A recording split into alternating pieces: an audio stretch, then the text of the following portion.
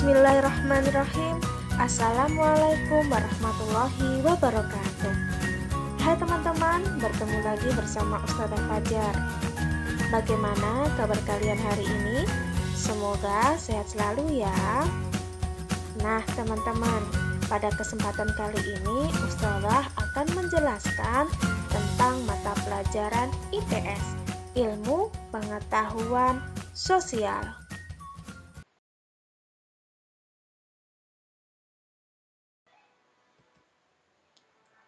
Materi kita hari ini yaitu melanjutkan materi minggu kemarin tentang perkembangan teknologi. Subbab 2 B. Perkembangan teknologi komunikasi.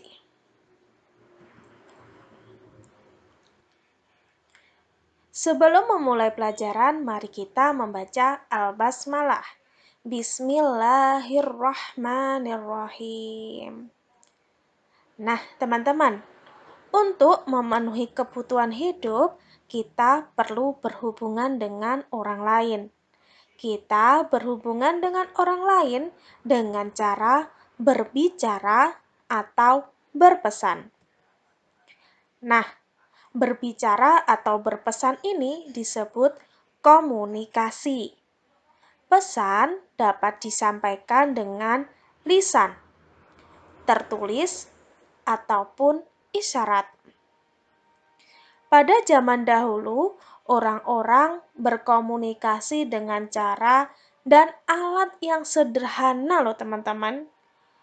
Namun dengan seiring berkembangnya zaman, cara berkomunikasi pun ikut berkembang.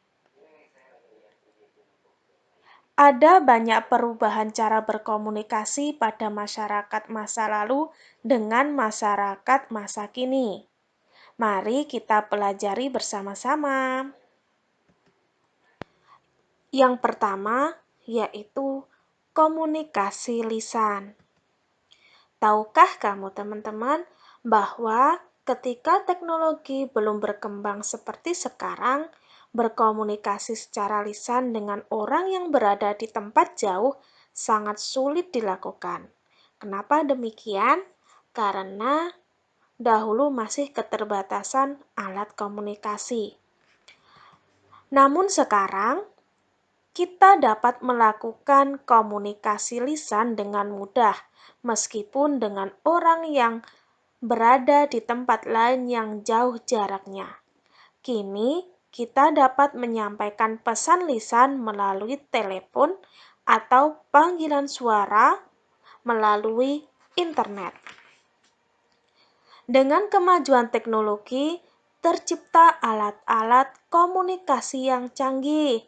Alat-alat tersebut sangat membantu dan memudahkan orang untuk saling berkomunikasi. Contoh dari alat-alat teknologi tersebut yaitu yang pertama ada radio, televisi, telepon, dan dengan berkembangnya zaman, telepon sekarang bisa dibawa kemana-mana, yaitu telepon seluler atau HP.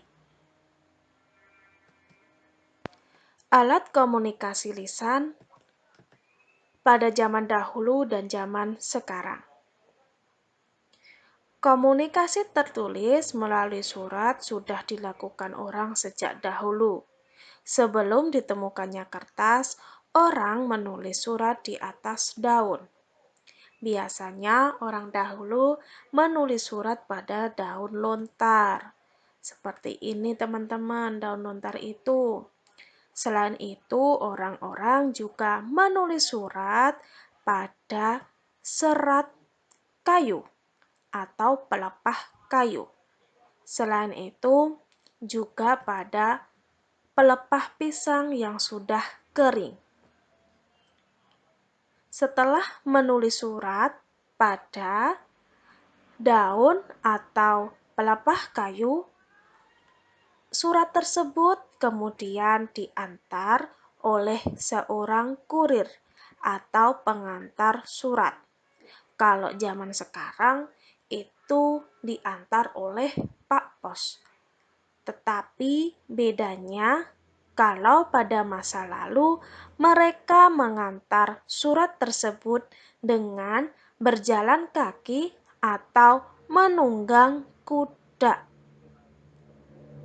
Sedangkan pada zaman sekarang orang-orang masih banyak yang menulis surat lalu dikirim melalui kantor pos.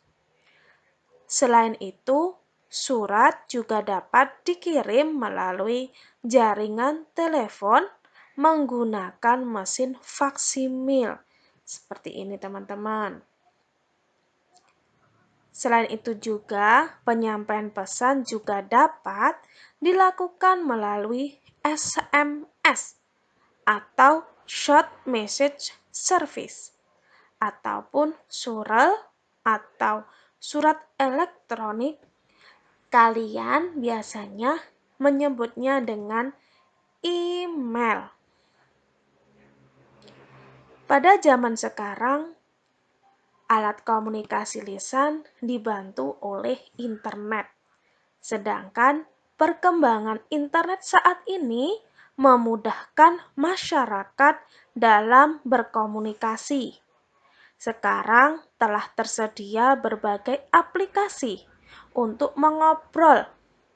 Orang dapat menulis pesan dan mengobrol secara bebas dengan biaya yang sedikit. Orang dapat mengobrol dan bertukar pesan melalui aplikasi pada telepon pintar.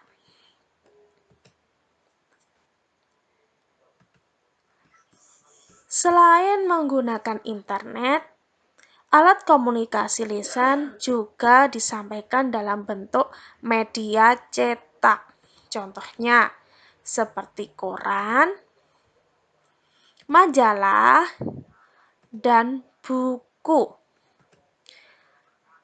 Media cetak digunakan untuk menyampaikan informasi kepada orang lain.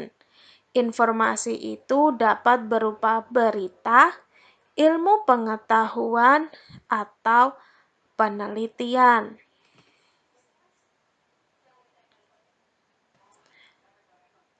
Komunikasi yang kedua yaitu komunikasi melalui isyarat. Selain secara lisan dan tertulis, komunikasi juga dilakukan dengan isyarat. Isyarat-isyarat tersebut digunakan sebagai bentuk komunikasi. Komunikasi secara isyarat dilakukan oleh masyarakat pada masa lalu dan sekarang. Pada masa lalu, masyarakat menggunakan kentongan, beduk, dan lonceng sebagai alat komunikasi utama. Bunyi kentongan, beduk, atau lonceng merupakan isyarat berisi pesan untuk melakukan sesuatu. Namun, pada masyarakat masa kini juga masih menggunakan kentongan, beduk, dan lonceng untuk berkomunikasi antar sesama. Tetapi alat-alat tersebut bukan merupakan alat komunikasi utama.